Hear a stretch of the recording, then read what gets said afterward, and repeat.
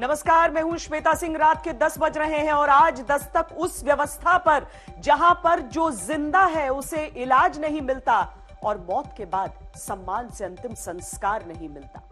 गंगा की लहरों पर जिस तरीके से शवों का जल प्रवाह एक तरीके से चल रहा है वो तमाम सवाल उठाता है। हमारे संवाददाता उत्तर प्रदेश के गाजीपुर से लेकर बिहार के बक्सर के बीच 4 घंटों का सफर तय करते हुए आगे बढ़े। इस दौरान जो उन्हें नजर आया, चाहे नदी के लहरों पर या फिर तटों पर, वो दिल दहलाने वाला है और सवाल उठाता है कि कौन है, क्यों है ये। इन सारे सवालों का जवाब देगा कौन?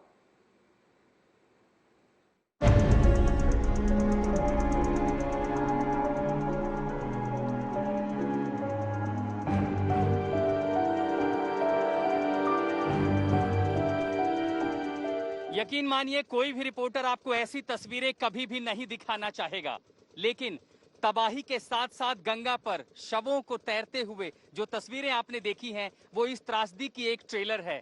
मैं गाजीपुर से बक्सर बिहार की ओर चल रहा हूं इस नाव पर और गंगा किनारे शव जो हैं वो आप गिन नहीं सकते, उनकी संख्या बहुत ज्यादा है। अब जहां हम गुजर रहे हैं ये पहचानना भी मुश्किल है कि वो किसी महिला का शव है या किसी पुरुष का है, लेकिन घाट के जितने किनारे हैं ये पुराने हो चुके हैं, फूल चुके हैं, इनमें पानी भर चुका है और लहर के साथ साथ ये लाशें जो हैं एक किनारे से इन घाटों पर पड़ी हैं। इनकी संख्या आप गिन नहीं सकते। अभी तक प्रशासन ने जितने शवों की अंत्येष्टि की है वो तो सिर्फ इस तबाही की एक ट्रेलर है। असली भयानक तस्वीरें गंगा किनारे गाजीपुर से लेके बक्सर के बीच में दिखाई पड़ती हैं। ये जितने किनारे आपको यहाँ पर दिख रहे हैं, या तो मैं यहाँ हड्डियों का कंकाल देख पाता हूँ या फिर इसके अलावा जो शव हैं जिन्हें 2, 4, 5 दिनों में प्रवाहित किया गया होगा, जिन्होंने उनके अपनों ने मुखाग्नि तक नहीं दी, वो फूल चुके हैं और पानी पर तैरने लगे हैं। कई शवों को हालांकि पत्थर बांधकर फेंका गया, रेत के बोरे डाले गए, लेकिन जहां पर गंगा में कर्व है, जहां पर लहर बाहर तेज निकली, तेज हवाएं चली, ऐसे में उन शवों को किनारा मिल गया और वो तैरते हुए किनारे पर आ गए। ये देखिए यहाँ पानी के ऊपर भी हम देख पा रहे हैं। ये जो मंजर है ये तबाही का है। ये तो सिर्फ गाजीपुर की तस्वीर है। 4 दिन पहले तो बहुत ही बुरी स्थिति थी, लेकिन जितने शव हम देख पा रहे हैं इनकी तो गिनती भी मुश्किल है। अभी आप 4 दिन पहले आते तो और आप नहीं देख पाते हैं। ये तो काफी 4 दिन पहले उन्होंने आदेश किया, उस हिसाब से काफी सफाई हुई है। हम लोग का रहना यहाँ दुश्वार हो गया। जो अगल बगल में लोग रहते हैं वो तो बहुत ज्यादा ही परेशान हैं। सांस लेना मुश्किल काम हो गया है। गहमर से पंचमुखी घाट होते हुए हमारी यात्रा आगे बढ़ी है। काफी दूर आगे जाने पर बिहार की सीमा शुरू होती है, लेकिन अब हम नदी के दूसरे हिस्से की ओर जा रहे हैं। एक हिस्से की तस्वीरें आपने देखी, कितना डरावना मंजर है ये समझा जा सकता है। ये जो तस्वीरें हैं वो दरअसल विचलित करने वाली हैं। अब आपको नदी के दूसरे हिस्से की ओर ले चलते हैं। यहाँ पर भी आपको पानी के ऊपर वैसा ही मंजर दिखाई पड़ता है। लाश ऐसे दिख रही है 15-20 दिन से? नहीं, 15 दिन पहले देख रहे हैं लाश। ज्यादा कब हुई थी ये? ज्यादा 15 दिन के अंदर में हुआ सब। पंचमुखी घाट और 12 होते हुए मैं जब आगे बढ़ रहा हूँ बिहार की सीमा पर, ये देखिए ये जो थोड़ा सा आपको मैदानी इलाका दिखता है, यहाँ गंगा की सतह में गहराई ज्यादा है, लेकिन शवों जो तैरती लाशें हैं उनके दिखने का सिलसिला खत्म नहीं हो रहा है। मैं जहाँ खड़ा हूँ बस यहाँ से कुछ ही दूरी पर बिहार की सीमा शुरू होती है। आगे से करमनाशा नदी जो है वो इस गंगा से मिलती है और ठीक पीछे जो है बिहार की सीमा शुरू होती है। चौसा वो इलाका, नरबतपुर, जहाँ पर घाटों पर, महादेव घाट पर बिहार में, बक्सर में वो तस्वीरें दिखाई पड़ी थी, जिसके बाद इतना हो हल्ला हुआ, इतना बवाल हुआ कि आखिर ये लाशें आ कहां से रही हैं। गाजीपुर से लेकर के बक्सर तक वो भयानक मंजर आज भी यहाँ नदियों पर दिखाई दे रहा है। तस्वीरें लगातार दिख रही हैं। तैरते शव रुकने का नाम नहीं ले रहे हैं। थोड़ी देर में हम बिहार की सीमा में प्रवेश कर जाएंगे। हम बिहार की सीमा में प्रवेश करने वाले थे। ये उत्तर प्रदेश की पुलिस है, गाजीपुर जिले की, और यहाँ से ये जो सीमावर्ती इलाके हैं, जितने भी घाट हैं, पुलिस यहाँ पेट्रोलिंग कर रही है। मुनादी इसलिए कि जब से शवों के मिलने का सिलसिला शुरू हुआ है ये पेट्रोलिंग की जा रही है। लोगों से अपील की जा रही है कि वो बिना अंत्येष्टि के शव पानी में न बहाएं। हाँ, हम पेट्रोलिंग कर रहे हैं। अगर डेड बॉडीज कहीं मिल जाती हैं तो उनका नियमानुसार हम डोनेशन करा देंगे। आप लोग अपने शवों का पूरी तरह से ही दाह संस्कार करने के पश्चात जाएंगे। कोई भी व्यक्ति गंगा जी में शव को प्रवाहित नहीं करेगा, किसी कीमत पे नहीं करेगा। आप पूरी तरह से, लकड़ियों की व्यवस्था है, नहीं है आप लेके आए। आपके पास अगर धनाभाव है, आप अक्षम है, प्रशासन आपकी मदद को तैयार है। प्रशासन आपको लकड़ी उपलब्ध कराएगा, दाह संस्कार की पूरी व्यवस्था करेगा। इसलिए आप लोग किसी भी कीमत पे गंगा जी में शव प्रवाहित ना करें, ना ही अधजले शव छोड़ के जाएं। और अब मैं बिहार में प्रवेश कर चुका हूं। बक्सर जिला यहां से शुरू होता है। नदी के उस पार यहां पर भी जो शव हैं वो क्षतिग्रस्त अवस्था में यहां पर भी पानी पर तैरते दिखाई पड़ रहे हैं, क्योंकि बक्सर में जिस घाट पर शव मिले थे और जिसके बाद प्रशासन में खलबली मची थी, वो महादेव घाट जो आगे है चौसा इलाके में, वो ठीक मेरे पीछे की तरफ है, जहां से करमनाशा नदी जो है वो निकलती है और आगे गंगा में मिल जाती है। ठीक पीछे वो बक्सर का चौसा इलाका है और इसके बाद अगर आप देखें, लेकिन अगर ठीक सामने गंगा के इस पार दूसरा जो इलाका है, गंगा का दूसरा किनारा है, यहाँ बिहार में भी अभी आपको शव दिखाई पड़ेंगे जो गंगा में तैर रहे हैं। आज जब हमने गाजीपुर से बक्सर तक इस नाव में गंगा के ऊपर यात्रा की तो समझ में आया कि ये त्रासदी कितनी बड़ी है। चाहे वो गाजीपुर की सीमा हो या बिहार में बक्सर की सीमा हो, चाहे गंगा के एक किनारे पर हो या दूसरे किनारे पर हो, तैरती लाशें अनगिनत संख्या में हैं। सबसे बड़ी चुनौती है कि कोरोना वायरस से जूझ रही महामारी के बीच इन दोनों राज्यों में सड़ती हुई लाशें दूसरी महामारी ना पैदा कर दें, इसलिए समय रहते उनकी अंत्येष्टि करना जरूरी है ताकि शरीर डिकम्पोज ना होने पाए। लेकिन दूसरा सबसे बड़ा सवाल, अगर सरकारी कागज पर मरने वालों के आंकड़े इतने कम हैं तो ये कौन लोग हैं जिनकी लाशें गंगा पर तैर रही हैं, जिन्हें चील कौवे नोच रहे हैं, जिन्हें अंत्येष्टि भी नसीब नहीं हुई? आखिर उन लोगों की क्या मजबूरी रही होगी? क्यों सिस्टम उन तक नहीं पहुंच पाया जो अपनों को ठीक से विदाई भी नहीं दे पाए? ऐसे बहुत सारे सवाल उठ रहे हैं। फिलहाल गाजीपुर और बक्सर से यह रिपोर्ट लेकर संजय कुमार के साथ में आशुतोष मिश्रा, आज तक। कोरोना की पहली लहर और अब दूसरी लहर में जिस तरह से हम देख रहे हैं, आंकड़े एक तस्वीर पेश करेंगे। अभी अगर कम होते हुए आंकड़ों पर आप अलग अलग पार्टियों को भी पीठ थपथपाते देखें तो इसमें आश्चर्य मत करिएगा, लेकिन इस समय को कैसे भूला जा सकता है जब ऐसी विभत्स तस्वीरें हम अपनी आंखों के सामने देख रहे हैं। उन्नाव की एक रिपोर्ट हम आपको दिखाते हैं, जहां पर लोग अव्यवस्था के साथ ही जीने को मजबूर हैं और अव्यवस्था के साथ ही मरने को मजबूर।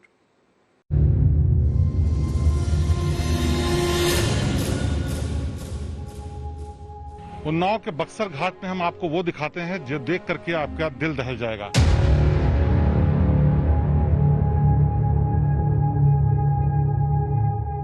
ये घाट के पास वो जगह है जहां पर अंतिम संस्कार के लिए लोग मजबूरी में खुले में ही दफनाने के लिए मजबूर हैं। जमीन पर अगर आप हकीकत देखेंगे तो आपको समझ में आ जाएगा कि इंसान कितना मजबूर हो चुका है और प्रशासन कितना लाचार है।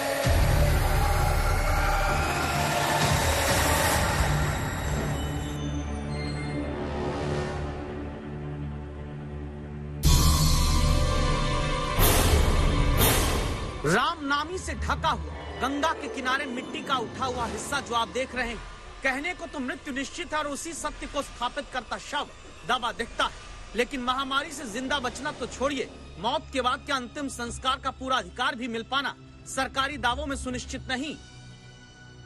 कैमरा घूमता है, बगल में एक और शव दफ्न दिखता है। इसके बगल पीले रंग के कपड़े और मिट्टी के नीचे तीसरा शव है। सरकारी फाइलों में महामारी से निपटने की कैद गुलाबी तैयारियों के दम तोड़ चुके होने का सच यहाँ कैमरे में दिखता है, क्योंकि उन्नाव में बक्सर घाट के किनारे अव्यवस्था का कब्रिस्तान और चौड़ा होता नजर आता है। गंगा किनारे जलाने की जगह दफन कर दिए गए शवों की संख्या बढ़ती दिखती है। जहां सरकारी घोषणाओं के नक्कार खाने में सच की आवाज तूती जैसी हो चुकी है, उस पर दस्तक देते हैं आज तक संवाददाता शिवेंद्र श्रीवास्तव।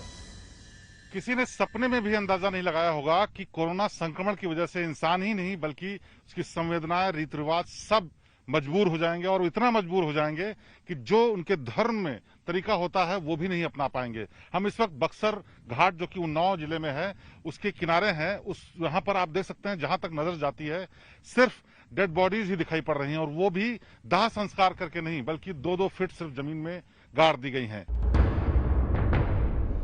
अदालतें तक कह चुकी हैं कि संविधान के अनुच्छेद 21 के तहत गरिमा और उचित व्यवहार का अधिकार न केवल जीवित व्यक्ति के लिए मौजूद हो बल्कि ये मृत्यु के बाद भी बना रहना चाहिए। मानव शरीर का निस्तारण चाहे वो कोविड-19 से मरा हो या नहीं, चाहे दफन किया जाए या जलाया जाए, सम्मान और निष्ठा के साथ होना चाहिए। सवाल उठता है कि प्रशासन ने क्या किया? तो शिवेंद्र श्रीवास्तव गंगा के बक्सर घाट पर उन्नाव में अपने दाहिने तरफ की कहानी स्थानीय लोगों के कहे अनुसार बताते हैं। हम इधर की तरफ दिखाना चाहेंगे, अपने नदी के बीच में जो इलाका है वहां पर जो रेत का टीला दिख रहा है, वहां भी सैकड़ों डेड बॉडीज गांव वालों के मुताबिक खुले में ऐसे ही दिखाई पड़ती थी। और उसके बाद जब जानवरों ने उनको नोचना शुरू किया तो प्रशासन ने उस पर सिर्फ जेसीबी से रेत डलवा दी। ये बहुत बड़ा सवाल प्रशासन पर भी है कि जहां एक तरफ सरकार लगातार दावा करती है कि उनके पास तमाम इंतजाम है, वहां अंतिम संस्कार के लिए लकड़ी और गड्ढे तक की व्यवस्था नहीं कर पाए। और इसी का नतीजा है कि ये शिकायतें सामने आने के बाद भी यहाँ पर अभी भी तमाम सैकड़ों बॉडीज ऐसे ही अधखुली पड़ी हुई हैं। घूमते हुए कैमरे में कैद तस्वीरों के साथ उस सच को स्वीकार करना क्या जरूरी है जो कहता है कि हाँ, लापरवाही दिखती है जिंदगी बचाने से लेकर मौत के बाद सम्मान से अंतिम क्रिया तक में। साहित्यकार लिखते हैं कि जाना हिंदी की सबसे खतरनाक क्रिया होती है, लेकिन जनता को भूल जाना अब महामारी के दौर की सबसे खतरनाक सरकारी क्रिया बन चुकी है। जहां शव जलाए जाने की जगह दबाए जाने लगे और जहां मृत शरीर जानवरों के बीच पड़े। लेकिन ऐसा क्यों हुआ? स्थानीय लोग कहते हैं लकड़ी व्यवस्था कोई नहीं, खुद खरीदता है गरीब आदमी, 2000 की लकड़ी खरीदता है। जो यहाँ पे जिनकी पंडा लोगों को भी 1000-2000 रुपए देने पड़ते हैं, और जो यहाँ पे घाट की जो रखवाली करते, सफाई करते, उनको भी पैसा देने के लिए, उनको पैसा नहीं होता तो सीधे घाट के चले जाते हैं। बक्सर घाट में आज तक कोई भी लकड़ी की व्यवस्था नहीं हुई। यहाँ पे प्रशासन की तरफ से कोई भी व्यवस्था नहीं होती है।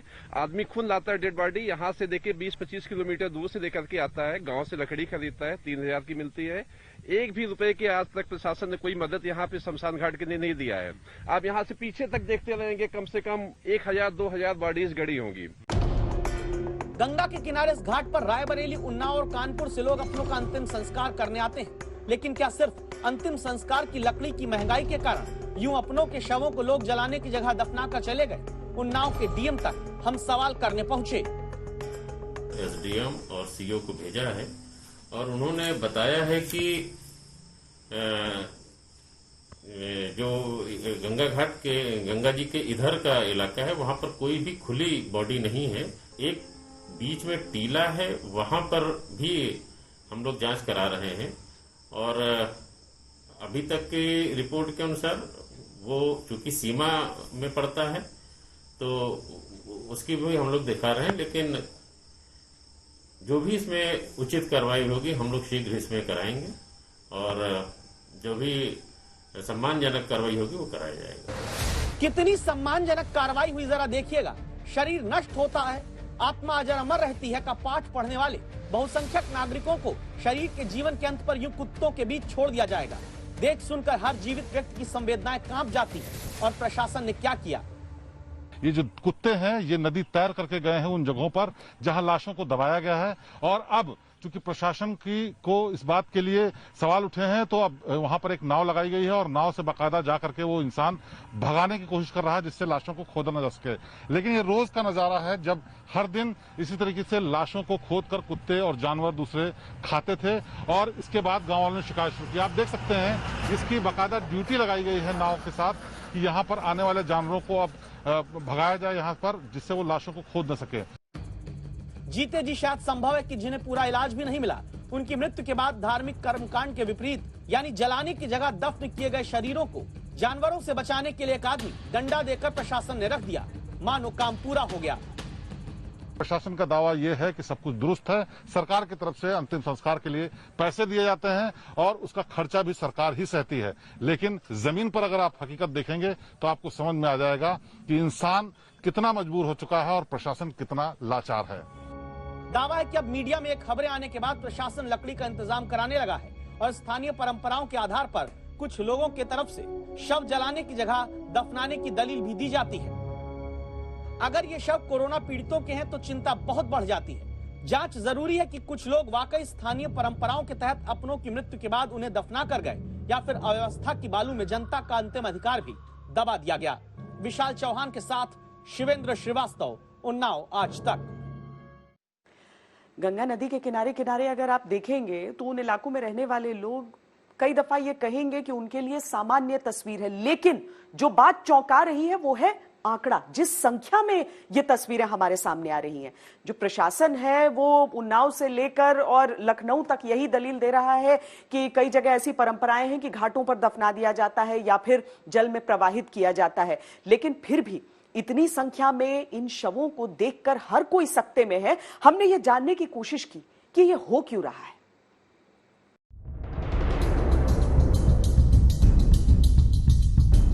पहले बक्सर में गंगा के किनारे शव बहते दिखे, फिर यूपी के गाजीपुर में शव नदी में बहते देखे गए, फिर गंगा किनारे उन्नाव में शव जलाने की जगह दफन देखे गए और अब बिहार के पटना की गंगा नदी में शव बहते मिलते हैं। बक्सर के बाद अब राजधानी पटना में भी 2 लाशें गंगा नदी में नजर आ रही हैं। पटना के गुलबी घाट की आप तस्वीर देख रहे हैं, जहां पर बताया जा रहा है कि 2 कोरोना मरीजों की ये लाश बीते कई घंटों से गंगा नदी में नजर आ रही है। अब तक आम आदमी की मृत्यु के बाद अंतिम संस्कार की संवेदनहीनता में सीमाओं के विवाद के भीतर बिहार और उत्तर प्रदेश के अधिकारी उलझे रहे। लोग नदी में शवों को न बहाएं, इसके लिए अब यूपी के गाजीपुर में पुलिस को अनाउंसमेंट करना पड़ रहा है। गंगा घाट के किनारे बसे हुए लोगों को सूचित किया जा रहा है कि आप लोग गंगा जी में शवों को जल प्रवाहित नहीं करेंगे, बल्कि दाह संस्कार करेंगे। दाह संस्कार के अलावा कोई भी जल प्रवाहित नहीं करेगा। आप लोग भी ध्यान रखें, यदि बाहरी लोग ला करके कोई जल प्रवाहित करता है उसे जागरूक करें, नहीं मानता है हम लोगों को सूचित करें। ऐसी हालत क्यों हुई, इस बात को समझने के लिए आज तक की टीम हमीरपुर पहुंचती है, जहां थोड़ी ही दूरी पर 2 नदियां बहती हैं। यहाँ कुछ लोग ठेले पर शव लाते दिखते हैं। क्या इसकी वजह यह है कि कोरोना संक्रमण के डर से अंतिम क्रिया में 4 लोग भी नहीं जुट पा रहे हैं? ऐसे में लकड़ी मौजूद होने के बाद भी अगर शवों को नदी में बहाने की नौबत आती है तो वजह क्या हो सकती है? स्थानीय लोगों की दलीलें सुनिए। जहाँ 2-4 लाशें पहले शमशान में आती थी, इस समय मतलब लाइन लगी हुई है, लोगों को जगह नहीं मिल पा रही है। एक दिन पूरा समय बीत जाता है, वो दाह संस्कार नहीं कर पा रहे। इस वजह से वो लोग जल दाह करते हैं। जो ये कोरोना से संक्रमित लोग खत्म हो रहे हैं तो उनको आसानी से नदियों को मिल जाता है और नदियों में प्रवाह करने में आसानी रहती है, और लोग ठिलियों में लाश को ले जा रहे हैं। लोग इकट्ठे नहीं हो पा रहे हैं तो घर के परिवार के 2 लोग जाते हैं और आसानी से उसमें प्रवाह कर देते हैं। पहले अग्निदाह में जो मटेरियल मिलता था, लकड़ी, कंडे, अन्य चीजें, वो भी व्यक्ति को कायदे से सस्ते में उपलब्ध हो जाती थी। लेकिन कोरोना काल से जब से ये मार्केट वगैरह बंद हुई तो वो भी जो है तो दोगुने चौगुने दामों पे मिलती है। हर गरीब व्यक्ति वो भी नहीं वहन कर पाता। यानी गरीबी, कोरोना को लेकर जागरूकता की कमी, संक्रमण के फैलने का डर और घाटों पर लंबी लाइन वो वजहें बन रही हैं जिनके कारण अंतिम संस्कार का अधिकार भी बहा दिया जा रहा है। पटना से उत्कर्ष सिंह के साथ नाहिद अंसारी, हमीरपुर, आज तक। अव्यवस्था का ऐसा आलम अगर हर जगह नजर आए तो क्या हम दस्तक देना छोड़ दें?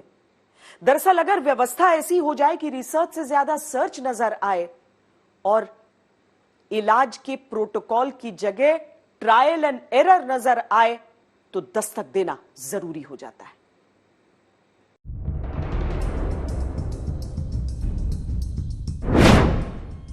ये पहली एम्बुलेंस है, ये दूसरी, ये तीसरी, चौथी, 5वीं, 6ठी एम्बुलेंस और ये 7वीं। जब महामारी में देश के कई शहरों में एम्बुलेंस वक्त पर ना मिलने और एम्बुलेंस वालों के मनमाने दाम मांगने के कारण कई मरीजों ने अस्पताल का मुंह देखने से पहले दम तोड़ा, तब बीजेपी सांसद राजीव प्रताप रूडी के इलाके छपरा के अमनौर गांव में अब भी उन्हीं की सांसद निधि से खरीदी गई 7 एम्बुलेंस जस की तस पड़ी हैं।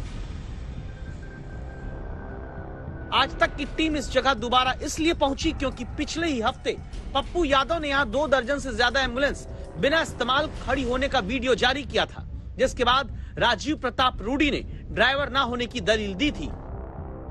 इस समय ड्राइवर के अभाव में कई सारे एम्बुलेंस सुरक्षित रखे हैं। पप्पू यादव, आप सभी एम्बुलेंस ले जाइए, लेकिन सारण की जनता को ये कसम दे के जाइए कि सारण में बचे हुए सभी एम्बुलेंस पर आप ड्राइवर देंगे। सवाल उठता है कि अब भी क्यों 7 एम्बुलेंस का इस्तेमाल नहीं किया जा रहा?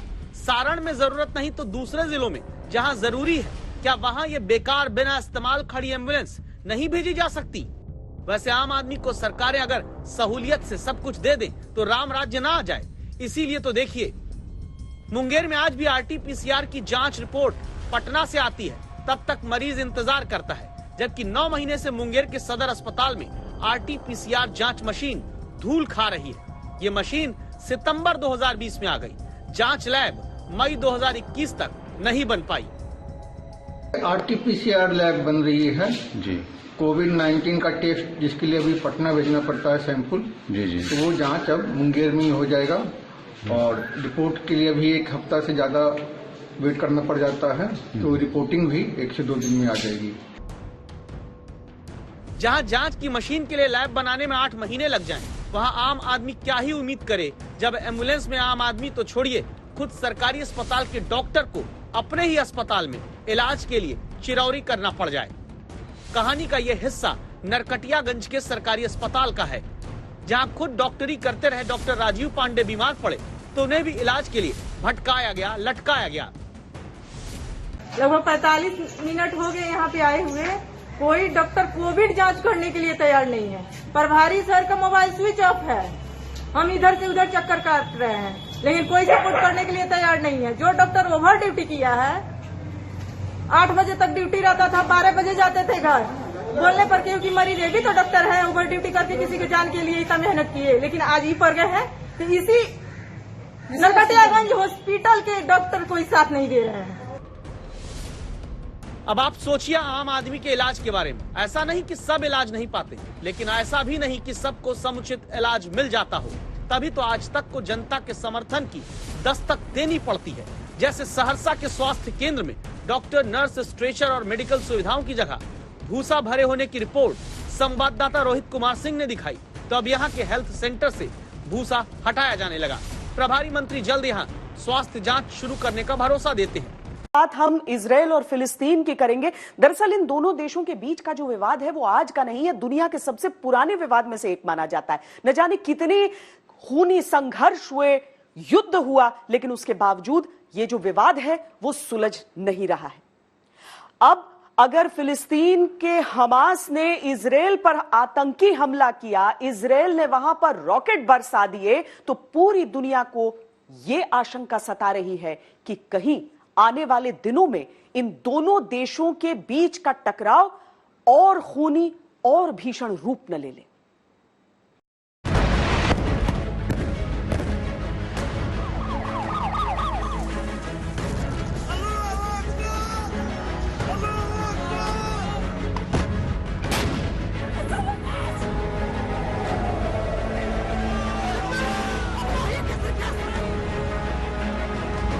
तारीख 12 मई 2021, जगह गाजा।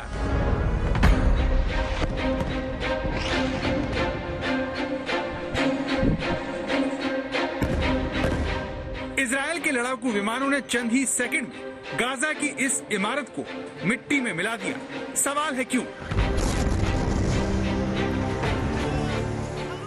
बुधवार को इजराइल ने रिहायशी इलाके में बनी 14 मंजिला इमारत को निशाना बनाया? क्यों उस पर बम बरसाए?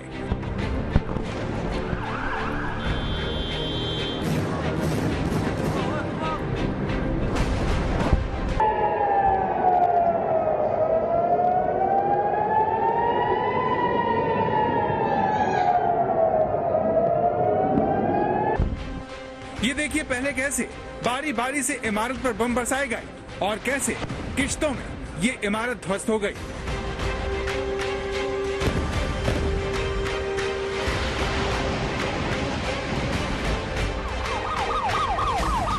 जब पहला बम गिरा तो इमारत का एक हिस्सा गिरने से चारों ओर चीख पुकार की आवाज आने लगी।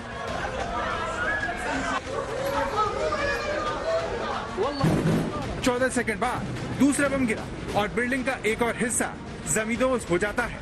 इस दौरान 2 बम और गिराए जाते हैं।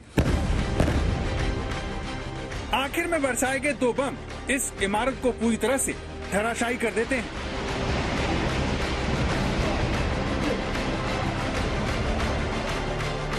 इजराइल ने जिस इमारत को ध्वस्त किया उसमें दुकान, ऑफिस और घर थे जो चारों तरफ से घनी आबादी से घिरा हुआ था।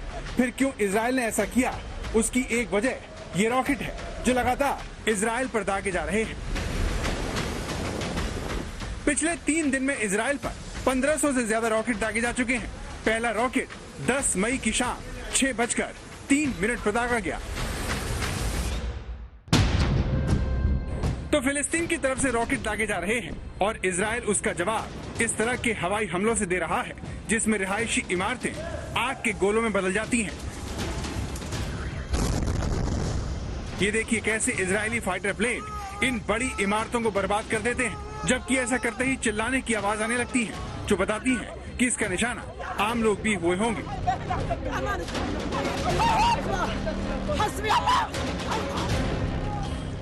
इजराइल और फिलिस्तीन का झगड़ा पुराना है, लेकिन अब जिस तरह से दोनों देश आपस में लड़ रहे हैं उसने सारी दुनिया का ध्यान न सिर्फ खींचा है बल्कि बड़े देशों को परेशान भी कर दिया है, क्योंकि नफरत के संक्रमण ने इजरायली और अरब मूल के लोगों को जकड़ लिया है और वो एक दूसरे के खून के प्यासे हो गए हैं।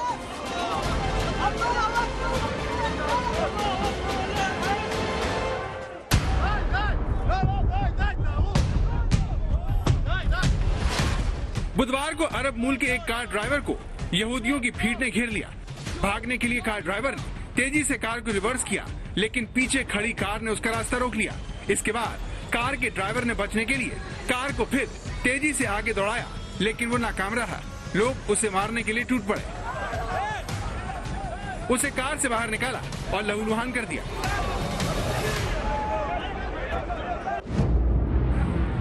तनाव की शुरुआत की एक बड़ी वजह फिलिस्तीनियों को उनके घर शेख जर्राह से हटाने की धमकी है। ये पुराने शहर की दीवारों के बाहर की जगह है जहां फिलिस्तीनी रहते हैं। इसकी जमीन और प्रॉपर्टी पर यहूदियों ने इजराइल की अदालतों में दावा कर रखा है। पिछले कुछ हफ्तों में इस इलाके में इजराइल ने पुलिस के हथियारबंद जवानों की संख्या बढ़ा दी है। फिलिस्तीनियों का दावा है कि इजरायली सरकार यरूशलेम में यहूदियों की संख्या बढ़ाने की कोशिश कर रही है और इस मुद्दे को लेकर यहाँ तनाव है। इसके विरोध में यरूशलेम की अल अक्सा मस्जिद में रमजान के आखिरी जुमे पर हिंसक प्रदर्शन हुए।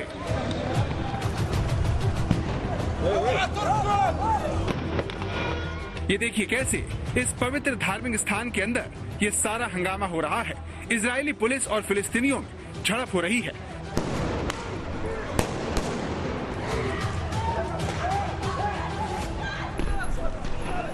हमास ने इजरायली सेना को तुरंत अल अक्सा मस्जिद से हटने का अल्टीमेटम दे दिया और रॉकेट दागने शुरू कर दिए, जिसने जंग जैसे हालात पैदा कर दिए हैं।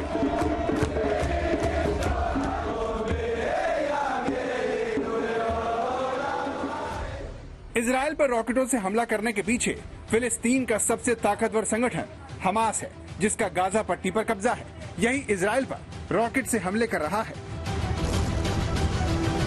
लेकिन गाजा पर एक के बाद एक हवाई हमले करके इजराइल ने दिखा दिया कि वो क्या कर सकता है।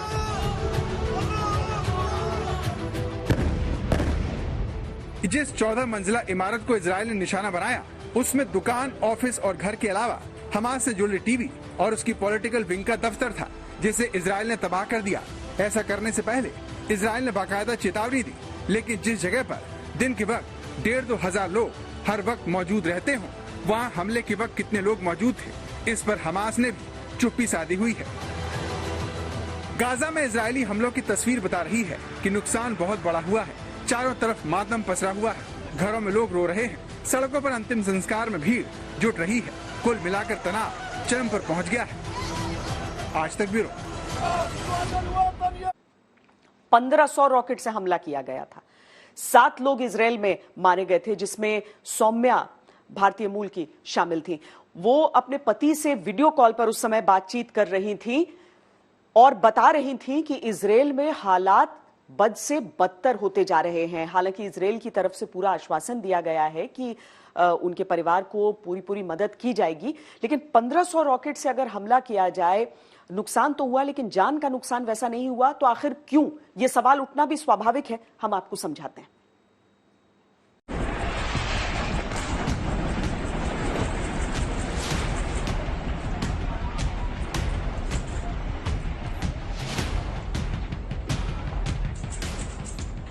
मई 2021 रात का वक्त हमास ने इजराइल पर रॉकेटों की बरसात कर दी। एक के बाद एक रॉकेट इजराइल की तरफ बढ़ने लगे। सायरन की आवाज बजने लगी और देखते ही देखते हवा में ही ये रॉकेट नष्ट हो जाते हैं। इजराइल के आसमान में हमास के ये रॉकेट खोने लगे मानो इन्हें कोई बीच में खा रहा हो। इजराइल की धरती तक हमास के रॉकेट इसीलिए नहीं पहुंच सके क्योंकि आयरन डोम ने इन्हें बीच में ही रोक लिया।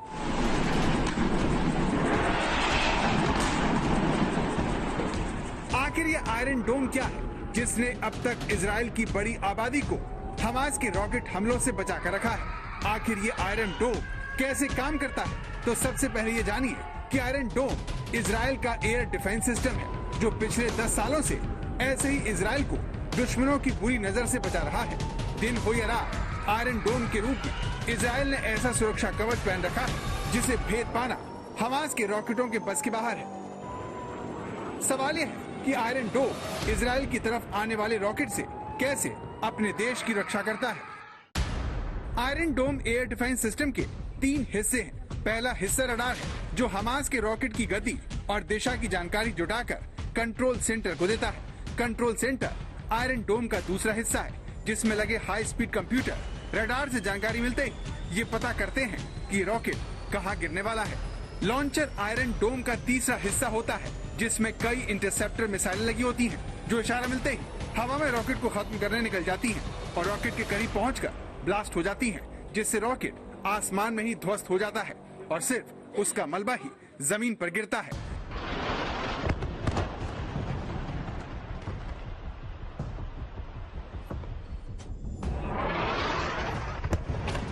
आयरन डोम का एक और हिस्सा मीडियम और लॉन्ग रेंज मिसाइलों के लिए भी है, यानी ये लड़ाकू विमानों से दागी जाने वाली मिसाइलों और ड्रोन्स को भी निशाना बनाने की काबिलियत रखते हैं।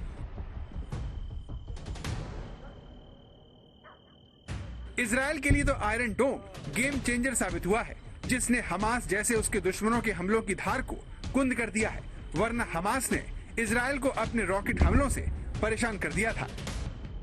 साल 2001 में हमास की तरफ से पहला रॉकेट दागा गया था जिससे होने वाले नुकसान से उत्साहित होकर इजराइल पर रॉकेटों की आगे बरसात होने लगी। साल 2006 तक आते आते तेल अवीव और यरूशलेम पर हमास के रॉकेट गिरने लगे जिसने इजराइल को आयरन डोम बनाने को मजबूर कर दिया।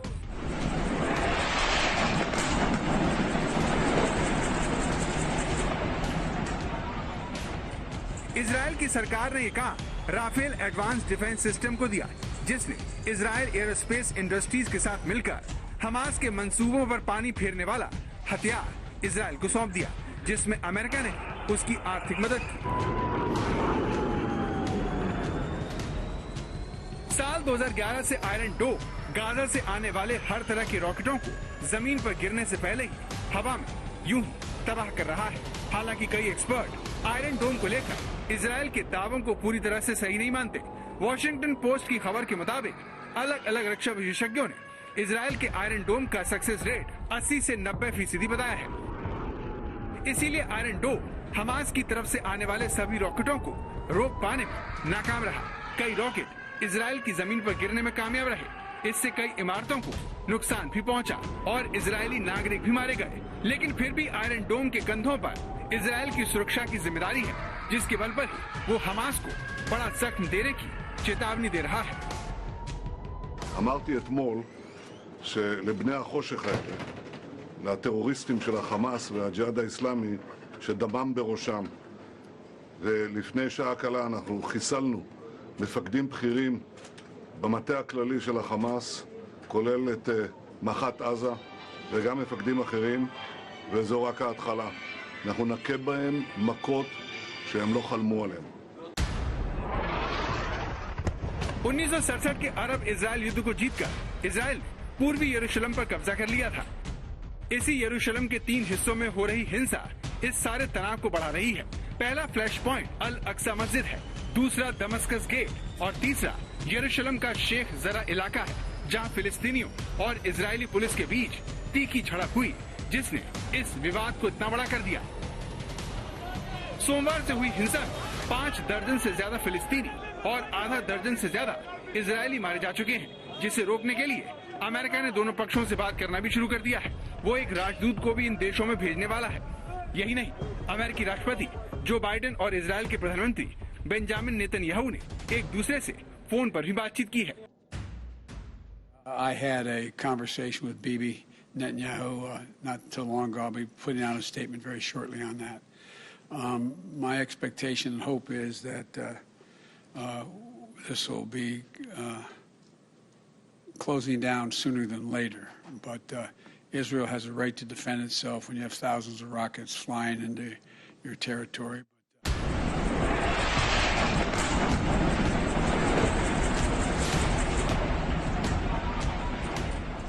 इजराइल अमेरिका का करीबी दोस्त है, जिसके समर्थन में इजराइल को कड़ा रुख अपनाने की सहूलियत दे दी है और बेंजामिन नेतन्याहू हमास को ध्वस्त करने की बात कह रहे हैं, जिसमें इजराइल का आयरन डोम बहुत अहम रोल निभा रहा है।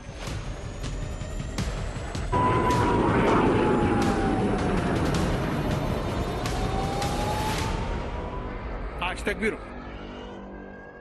इजराइल की सबसे बड़ी खासियत यह मानी जाती है कि एक छोटा सा देश होने के बावजूद वो अपनी रक्षा करना जानता है। तो इस ताजा झड़प के मामले में हम आपको एक अपडेट देते हैं कि इजराइल के 7 लोग मारे गए थे, लेकिन अब जब इजराइल ने हमास पर पलटवार किया है तो जो आंकड़े हैं वो क्या कह रहे हैं। इजराइल की जवाबी कार्रवाई में हमास के 10 सीनियर कमांडर मारे गए हैं। इसके अलावा अब तक 83 फिलिस्तीनियों की जान इजराइल की कार्रवाई में जा चुकी है, जिसमें 17 बच्चे और 6 महिलाएं शामिल हैं। वहीं इजराइल की तरफ से जो 7 लोग मारे गए थे उनमें 1 सैनिक शामिल है।